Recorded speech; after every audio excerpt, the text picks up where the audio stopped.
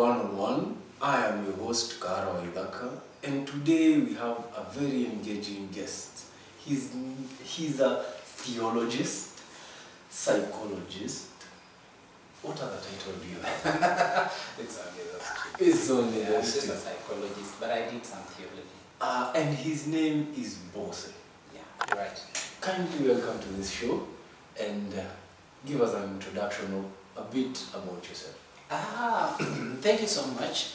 My name is Bose James, and I'm a psychologist, and I consider myself also a human rights activist because I fight for the rights of the children, the women, and even the men. Sometimes when we talk about rights, we don't talk about men because we tend to consider that men are already with the rights. Yeah. Karibu sana kwa show. Asante. Today we want to talk about mental health. Yes. Kindly demystify, because mimi najua mental health, ukiambiwa one, akili yako kidogo imepungua, inamaanisha unaokota makaratasi uko kwa barabara, unakosa kuvaa nguo, No. you stop being a normal person. No. A lot has been said about mental health, but again, when you look at it, a lot of us understand mental health to be sickness. When you talk about mental health, people think it is sickness. It's not sickness. It is just like anybody telling you, are you healthy? You know. So mental health is a whole round thing. It's a holistic kind of being alive, and it doesn't denote what you're talking about. I don't have to be picking pieces of paper on the road. I don't have to be talking alone for me to be needing mental health services. Yes. No. So, nikijiongelesha kwa matatu, am I mentally stable? You may not be mentally stable, but that is not the whole mental health. You understand? Yes. That's just a bit of mental health. It's just like you are healthy. Yes. But if a mosquito bites you, you get malaria, then you go to the hospital. Yes. Does it that at that point now you're unhealthy? Yes. Okay? Yes. So you need to be brought back to being healthy. So when we talk about mental health, is we are all healthy. But when somebody reaches a point where they are not in charge of their faculties, all of them, then at that point now you require mental specialist attention. Si kupelekwa madhara. Si lazima upelekwe madhara. Yes. So there are those who get to a point that you need to be confined somewhere. Ni kama umepelekwa ward. Yes. Just like the analogy I used about malaria. So when we talk about mental health, we talk about a myriad of things. What are the causes? What are those things that cause mental health challenges? Okay? Yes.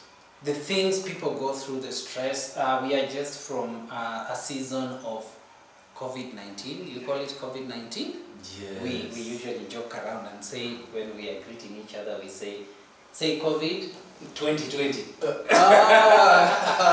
Because it was COVID-19, but it was within the year 2020. Yes. And during COVID-19, people were forced to go and stay at home. Families were forced to go and stay at home.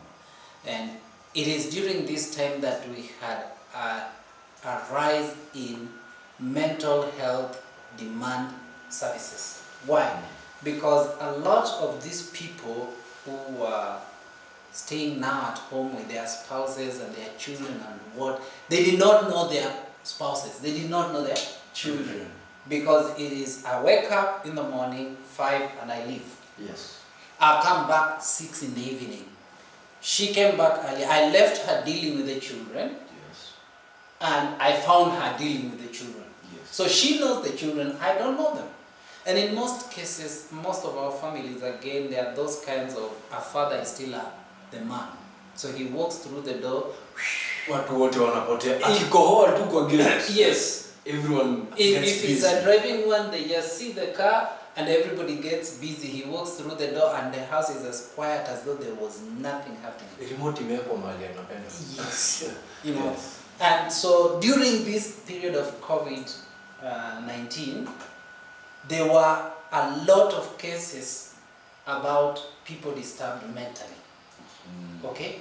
What brings about this? There's anxiety, there is stress, people lost jobs, there is tension, and there is personality disorder, there is low self-esteem, a lot of things contribute. Brings me to my topic of the day. Yes. Men. Yes. Ndio tunaitwa hizi men's conference. Ile tulitoka juzi. Ile tulitoka juzi na bado haijaisha. If you don't know, bado haijaisha. So mental health and the man. Yes. How do we tackle this? Because I'll give the example of people who are not during that lockdown season. Yes. We saw a rise in people who are not even married, boyfriend, girlfriend, have differences. You stab your spouse, or you ule alitoka Nairobi akakuja akapiga msichana shoka. What builds up to that? Can you call it a mental case? Mental health services should be delivered at the earliest time possible in everybody's life, from as young as 0 years going on. Yes. Failure of which we have what we call pent-up feelings, emotions, Yes. yeah, and they are kept inside of us. Wanaume tunaambiwa huwa tunanyamaza sana. And that is the mistake. Saa zile tunaambia mwanaume we ni ndume, yeah? Kufa kisabuni. Those feelings don't get out. And when those feelings don't get out, they get bottled. So anything small that will trigger those feelings can cause havoc. Imagine you taking a grenade. It has a pin. Yes. And so imagine you removing that pin slowly over a period of time. The day it snaps, what happens? It blows. There's an explosion. So this is what happens with us when we are told kangomu kimwanaume kufa kisabuni. Mwanaume hali, mwanaume lazima angangane nini. But the reality on the ground is that umeshindwa. And there's nowhere you can go and pour out yourself and vent. We go to the bar. When we go to the bar, we don't vent. Actually, what we are doing is we are trying to cover up. So the alcohol, drowning my sorrows with Yes. alcohol. The alcohol is just to drown ourselves for a moment. We are covering up. Those pent-up feelings don't go away. And that's why people have hangover. Because if you go to the bar, you had the problem, you drink yourself stupid, and then you come and sleep. When you wake up, the problem begins where you left it. Because you did not deal with it. And we say that alcohol solves all problems. No, you have to deal with it. You have to deal with the problem. Alcohol is not a solution. Actually, if you become a little bit Christian and read, it says, leave alcohol to those who are struggling. To the fools. To those who want to die. Yeah. Let's take this short break. Okay. And when we come back, we'll be talking about transformer na stima ikipotea. How does that affect someone psychologically? How does that pent up to mental health?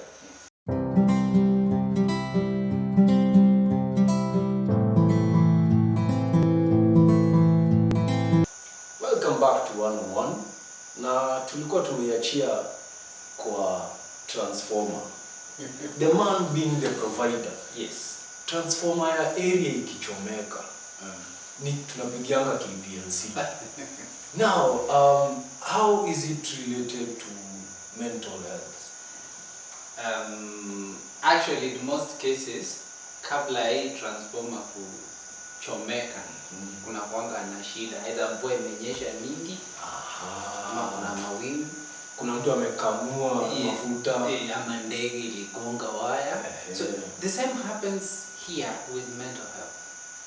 Are you seeing? Yes.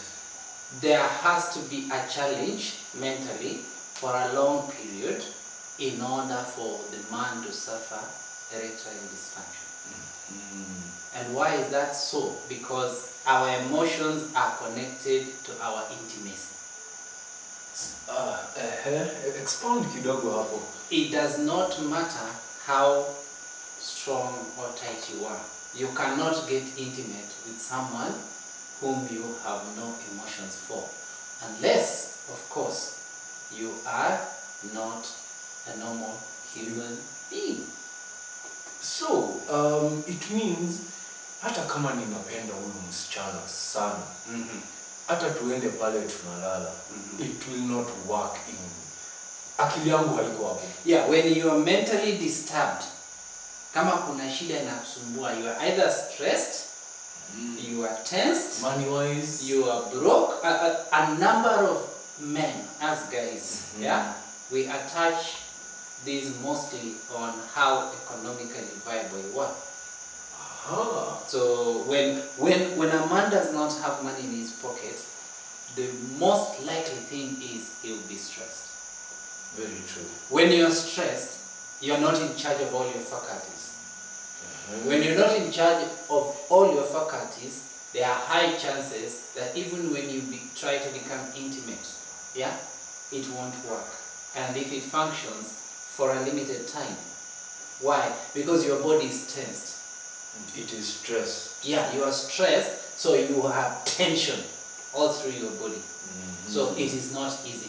And it happens. The only thing is, at a certain age, and this is one bit that a lot of people don't understand, erectile dysfunction is something that is normal in men.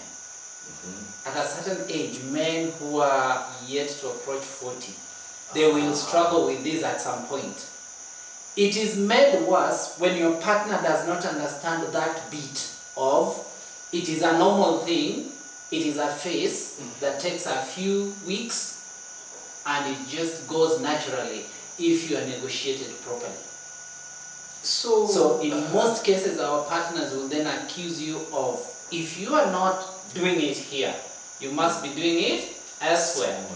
Which then tops up the tension that you're already having. Any man that cannot... That kupiga stima. Yes, any man that cannot have a start is already tensed. The ego is already bruised. And if you understand. And you're like, what's happening to me? So you become hostile. When she touches you, you're like, I'm tired. Nimechoka kazi. I'm tired. Yeah? And tomorrow, and because you leave the house wondering, now she's in the house and I can't even satisfy her. So you go to work worried, and you're trying to find a solution. That's where you end up drowning yourself in alcohol. So you come home staggering. So basically there's nothing you can do. And there's this blue pill that was introduced. It has trended very much. I think to help men understand it more. Because right now it is not even being used by men who are in marriage. It is being used by young guys. Trying to get to that level, trying to prove your ego. The question is, what is the blue pill for in the first place? What is its intended original use? Ndio nikae sana. Z. That is a side effect of the blue pill. Okay, expound more on this one. The blue pill is supposed to deal with somebody who is almost getting a stroke or there's a failure in the heart. Whoa. So whatever we are using it for is actually side effect. It's just like someone taking Piriton. Piriton is an antihistamine. But the side effect is you sleep. So people say, when you chupa Piriton. So the blue pill is actually, that is the side effect. And that's why we have a lot of them dying in line of duty. Oh, okay. Yes. And it is said even some of the ministers took too much blue pill. Ndio anapatikana ameenda. I can't confirm or deny, but at the bottom line is, when you use anything for what it's not intended to be used for, chances are high that you're going to have problems. So, ED is something that might be caused by one, mental health, and also physical health. It is a mental issue. It starts in the mental, and then it follows onto your physical, because you are what you eat and you are what you think. Yes. Okay? Yes. And one of the other things that cause ED that aggravate it is the kind of food we eat. You cannot go eating fries with broilers and then expect to last 1 hour, 2 hours. Do they even give you vitality to last? You see. So also we must go back to our diet. It's all about our diet. You know, we must go back to our original foods and the diet. They say you should eat breakfast like a king, lunch like a prince, and supper like a pauper. Yeah. So the breakfast should be heavy. Yes. The supper should be light. Yes. Because give me that psychology. So when you eat heavy breakfast and you're busy, it works into your system. You eat the same thing you do with a good lunch. It works into the system. The energy is expended and works well, and then you eat little supper so that you don't store fat in your system. Because and then you have virality and vitality to operate.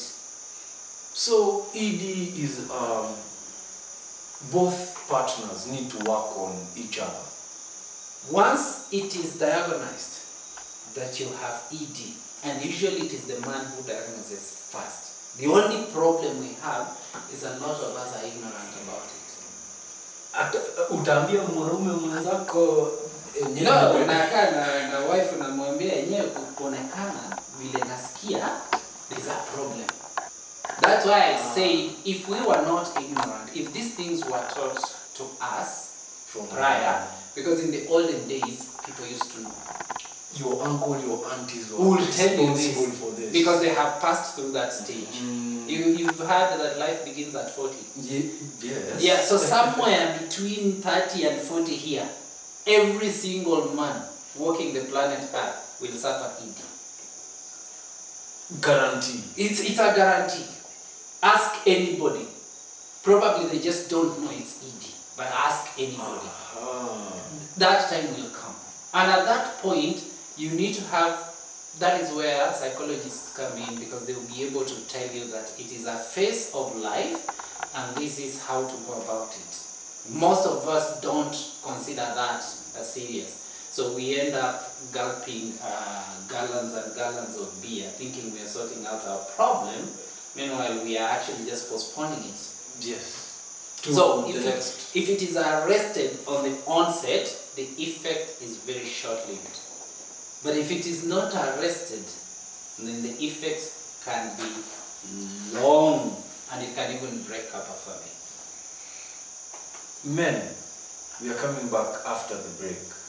And something I would want us to ponder upon.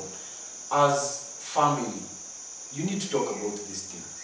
Ujue kama wako wana function, ama ha function. Na kama ha function, kwa nini ha function? How will we work towards this? And ladies, tuache kupikia watu chips.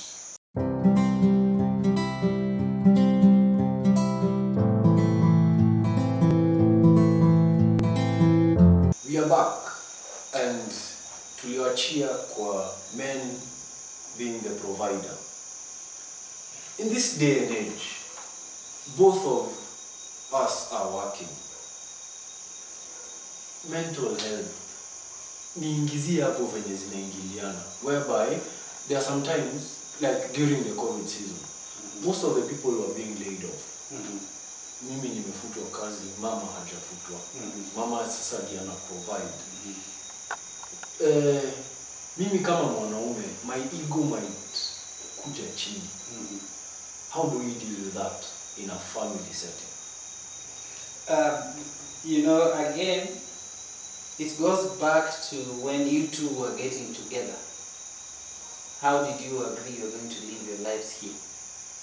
Were you coming together? Was one person escaping something to join this other person?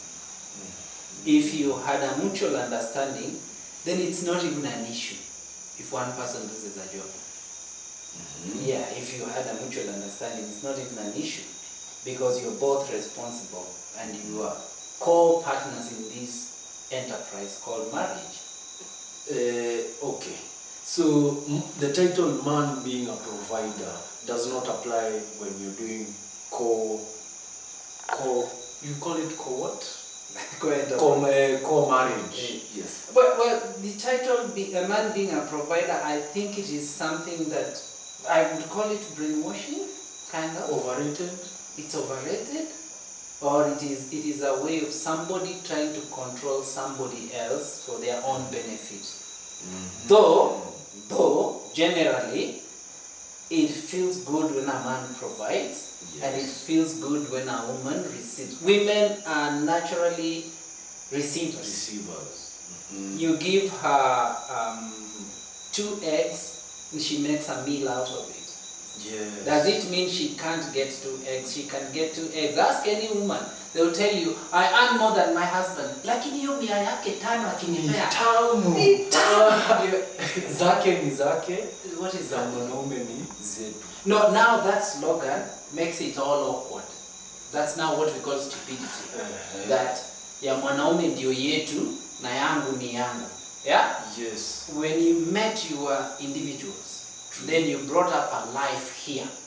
So when you mentioned that ya mwanaume ndio yetu, when he met you, he was alone. When you met him, you were alone. So now you are 3, you, him, and someone else. So when you burden him to take care of the 2 of you, and yours, you take care of yourself, really, does it make sense? So we must demystify that. I get to hear people talk and I get to hear women say, oh, equal rights, equal everything, what a man can do, a woman can do better. A current slogan. Yeah, why would it be that what a man can do, a woman can do better in other things, but not on the wallet? But of course, we've seen also other families where the woman carries the whole burden and you wouldn't even know. You will never notice. Because she comes from work and gives the husband the ATM. So it is the man who spends the money that he does not work for. So in order to create respect in this house, because the society has put it such that a man is the head of the house. Yes. So the children might never even know that dad was not working. Dad is broke. Never They will never know because he carries all the ATMs, he does the purchases, he does every other thing, and when the children ask their mother for a pair of shoes, she's like, ask your dad, but he uses her ATM to buy them. So there's that level of respect. So when it comes to this issue of men as providers, for me I think it goes beyond the norm, which is the money. Yes. Men provide security. They are supposed to provide security. I am supposed to protect my wife against any aggression from outside. From whoever it is. True. My own family, my friends, neighbors, her own relatives. If it is aggression, I should provide that security so that she feels secure. Yes. I should provide emotional security so that she knows when I'm out there and it is 10 at night, najishtaki tu. She's emotionally stable and okay, my hubby is coming home. Yes. I shouldn't give her any reason to call me, and when I'm not picking, she's like, uko na nani? That is now emotional deficiency if a man didn't provide it. You've not Men should provide spiritual leadership. Men should provide the general, natural, normal leadership. A man should even be able to lead in cooking. You should be the best chef in your house. We know the best chefs are men, but knowing is one thing, doing is another. So you should be the best chef in your house. So that they take cue and leadership. Leo hujakaranga kama ya daddy. So when you are out there, they miss you. Dada hajakuja leo. Dada hajapikia. Dada hajapika. So in a situation that your wife, an emergency occurs and she is in the hospital, you can continue doing what? You don't have to go looking for the sister to come and cook for you. There is no gap left. The only gap that will be there is mommy is missing. in the hospital. Every other thing is constant. Now I understand this point of where men, mzee akikuja nyumbani, kila mtu anaondoka, remote inaachwa hapo. Anabaki yeye mwenyewe amekaa peke yake. It is very lonely as a man. And it is a sad scenario because in your head as a man, you have boxes. Yes. In her head as a woman, she has boxes. Sometimes people blame and say, watoto wanapenda mama yao. Hata wakikomaa ni mama yao. It's all about these boxes. You know, you as a man, when you want to deal with your mother, there is a particular box for your mother. Once you've dealt with your mother, it's a done deal. You can even come home and not discuss it. You have dealt with it. Yes, yes. And that's why it's possible for a man to have another girlfriend out there and the wife, and the two shall never meet and they shall never know each other. Until when he is dead. So when the woman rises up and says, Allah, I am also here. Why? Because a man's boxes are all unique and different and they are covered. Once business is done, cover and keep, cover and keep, cover and keep. Nikwambia usinipigie simu ikifika 6. Na hata mimi sitakupigia ikifika 6. Na ashafunika hiyo box akaweka kando, hapo na jamii yake. Believe you me, nothing nil. Hata ukimpata ushasikia ile wimbo ya I got you red-handed. Wasn't me. Wasn't Shaggy. But then for the ladies, each box is connected to the other one. When my wife, assuming my wife was away, and then the young man, you know, my last boy is still young. He pees, he wets his bed.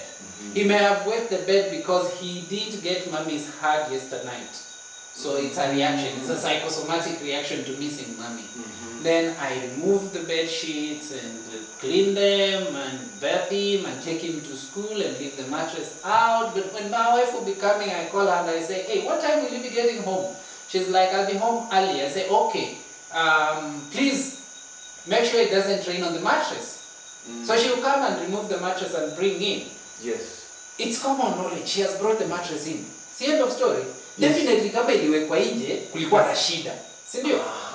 But when I come back, she wants that story from the beginning to the end. Whereas as a man, mattress kama ilikuwa nje inafaa kurudi ndani. Na kama kulikuwa na shida, simerudishwa kwa kitanda. Kwani tumerudi to normal. So those boxes. So a woman's boxes are intertwined. Zote. So hii laini inaguza ile na inaguza hii. You can quarrel with a woman in January and she will remind you 2 years later. The January of 2019 on 10th of that January, saa 8 usiku na dakika 4, you are thinking. Hata wewe haukumbuki. Yeah, you know you're cracking your head. And so when we talk about mental health, it starts right at home here. When things are not okay at home here, they'll grow and grow and grow. You've heard statements like the elephant in the house. Nobody's talking about the elephant in the house, right? This is the situation. If there's a problem in the house, sit down, talk it out. In my place, in my house, we always have what we call Saturday family time. And I had news. I got news from home that they have introduced something called technology fasting. So on Sunday, nobody goes on social media, no touching gadgets, no TV, no nothing. Whether it will work. That is a good thing. Whether it will work, I still don't know. I'll go back to negotiate. But on Saturday, we have breakfast in the morning. It is the boys' day for cooking breakfast. So all the boys in the house wake up, all the ladies can sleep, as long as they are on the table, eat in the morning, showered. And then we take breakfast, and after breakfast, we sit there and we talk for hours. It is on that table that people vent out. The children vent out. It is only on that table on Saturday that they are all allowed to talk to daddy and mommy the way they want. They can say anything, but they are like, you know that rule in the parliament that when you are within the parliament premises, Unaweza tukana mtu na hakuna kitu unafanyika. Hata president anatukanangwa. Na hakuna kitu unafanyika. So that day it releases the tension. It releases a lot of things and you get to bond with them. And you also as a couple, you get to bond. You understand? But when we do not have those family moments, when we can freely talk, yeah, it creates a lot of mental challenges. Mental challenges begin at home before they reach a point where people get into abusing drugs and substance. Why? Because they are looking for a way out to release that tension. They are looking for a solace to release that tension. In the West, when you walk into a hospital, after triage, the next place you visit is the psychosocial department. So they assess you whether the presenting issue here is mental or physical. 70% of the time, the presenting issue is mental. And so, the psychologist, the psychiatrist, or the counselor on duty is able to handle that. So you don't have to fill the ward bed with a mental... For a mental case. Yes. And it is very common. And it is very common with these developed countries, yes, for people to go visit psychologists, psychiatrists. It is a normal thing. It should be a norm. It should be a normal It should be a norm. Even when you go to church, when they tell you now pray, tell God everything, yeah? Yes. In psychology, it is called talk therapy. Because number one, you're talking to someone you do not know. You've never seen them. Yeah? Yes. You probably may never see them, but you've been told to believe that they have listened, and when you finish, then they have taken all your problems away. And then you leave that place relieved because you talked it out. You just talked. So it's all about talking it out. It's all about talk therapy. Just get it off your chest. My next one. In the olden days, it was called polygamy. Yes. Currently, it's called cheating. Men, where does the fine line come in? Can I introduce if I want to be polygamous instead of what we call cheating now? How is it, as a man, how do I introduce such a thing into my family? You know, that takes us back to our culture and tradition. Why was it there in the first place? It was not to curb cheating, not really. So, what is cheating? Having, in your opinion, having an affair behind your own, in a box, the box of a man. Yes. He has another box for this other family. Yes. And this other family. But both of them don't know each other. And what is polygamy? Both of them know each other. So the difference is in the knowing. So they are both cheating, but the difference is that you are cheating knowing and one you are cheating not knowing. If you would like to call it that way. However, we must not look at it in terms of negativity. What did it use to achieve in the first place? That's what we need to look at. And we may need to demystify what is polygamy in itself. Okay? In the world today, when you talk about polygamy, the first thing that runs in people's mind is you're a sexual predator who just wants to have many women. Yes. Was that the original meaning of polygamy? And follow nature. Male species of any creature are born polygamists. Follow nature. Lions. It's very true. Lions. The kings of the jungle. Yeah, the one that takes care of the family is the lioness. Where is the male at that point? Anazurura huko anakojoa. Sorry to say. Marking territory. For any animal, what matters is how strong are you? Because all these things are there. It's not that they are not there. So it is entirely up to you to decide that if I am going this way, I'll go fully. If I'm going this way, I'll go fully. So I tell people that you are either a traditionalist following culture and tradition, or you're a Christian following Christianity. You cannot have both. You cannot mix both. You cannot have both. So if you choose to be a Christian, then follow what is in that Bible.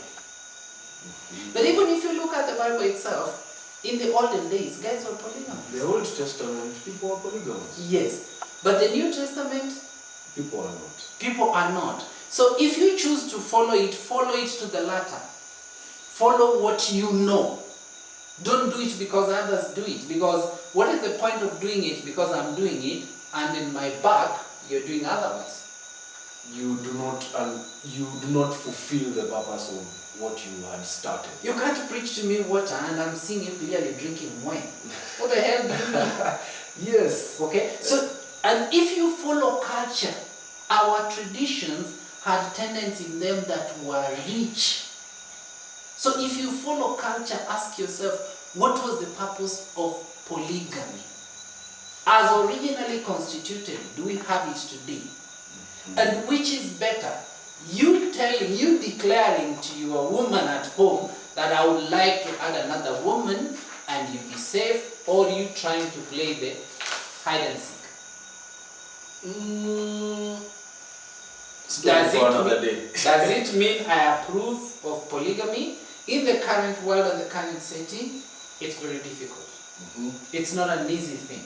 And I would disapprove of it. Why? Because we have mixed culture and religion, and so it has created barriers and valleys that we can't fill up. Gray areas that are not too many of them. In the olden days, if there was a polygamous family, the man was in charge. Men were men. We didn't have mama's boy. In the olden days. We didn't have mama's boy. Very true. Because at 13 you were circumcised and that was the end of you with your mother's house. You are even built. You built your own place. Yes. But today, I saw a clip doing rounds online. A 30-year-old man demanding money from the mother. And it becomes an issue that the mother is not providing. How? And you have your own family. And you have your so own place. So I go back to the question. And this I take it back to the issue of religion and culture. So if you want to follow the Bible says, and a man shall leave his father and mother and cleave to his wife. But we go back and mix this with our culture, and instead it is the woman who usually leaves his father and mother and come to our home. No wonder my mother and her will never agree. Whoever said a man shall leave his father and mother knew very well that when it is the woman who comes to our home, they will clash with my mother because I'm not in charge of my territory. I'm in someone's territory. That is a very valid and good point that I have never seen. In that, you move. The living for the man is simply a point where anakuwa na mji wake autawale. Juu mji ametoka kuna mtawala. Yes. It will always bring. Atakuwa na mji wake autawale, mke wake awe kule. Mamake akitoka kwake aje kumchokoza mke huku, ana haki, huyu mwanamke ana haki ya kumweleza mwenzangu, rudi kwako niko kwangu. Lakini hapa ni wakati mke ndiye amehamia kwenu, amehamia katika mji wa mtu mwingine. So malkia wa ule mji ana haki ya kumdharau. Unaona? So ndio sababu nasema tukifata sheria za kimila tuende nazo tukamilishe. Lakini tukifata Biblia pia tuende nayo na tuifuate kihalisi. To the latter. A man shall leave. It does not say and a woman shall join the man. In fact, it says a man shall leave and cleave. Unatoka na unamshika. Mnaenda naye. Cleave. Cleave. Ukitoa C inabaki leave. Cleave. With her. Unamshika mkono, mnaenda kujenga mji wenu. Mali yeye ni malkia na wewe ni mfalme, unatawala kule na anatawala kule. Mkizaa watoto wenu wanajua kuna baba na kuna mama. But when you have your wife inside the compound of your father and your mother, that kingdom belongs to someone else. There will always be clashes. And sometimes in that setup, mental challenges are very high. Because if my mother abuses my wife and my wife reports to me, I love my wife so much and I love my mother so much. Whom do I hate of the two? You are unable to divide the two. So who suffers here mentally? Mwanaume. And then I stop functioning because niko na mawazo mingi. And then who is blamed again? Mwanaume. Men, you hear that? Mental health is a very important factor in your growth. Tumeambiwa tukue tunaongea. Even if you cannot talk, visit a psychologist, a psychiatrist, Or a counselor. or a counselor. Piga gumzo. Piga gumzo. Yeah. Sober. Sober. You don't need to put alcohol so that you can talk. You know why women hardly have these problems? Wanaongea pere. Inaitwa udako. We would like to call it udako, but actually they just bent out. What is in their Visit any church. Majority ni kina nani? Wamama. Kwa kanisa ni nini? Talk therapy. Talk therapy, a very important thing. Give us your parting shot. Ile mwanaume atabaki nayo, si kujiuliza, ende ulize mwanaume mwingine. Mwenzake. You as a man, you are charged with the responsibility of remaining a man. You will never be less of a man. So don't do anything to prove that you're a man. Simply just be a man. There's nothing more to prove. You are already a man in your own right. So simply just be a man. Our fingers are not the same. Some are short and fat, some are lean, some are long, some are small. So you are a man in your own right. Don't try to be like so and so, like so and so, like so and so. Don't die in line of duty to prove a point. Otherwise, thank you. See you next time. One-on-one. See you next time. Thank you very much. Thank you, sir.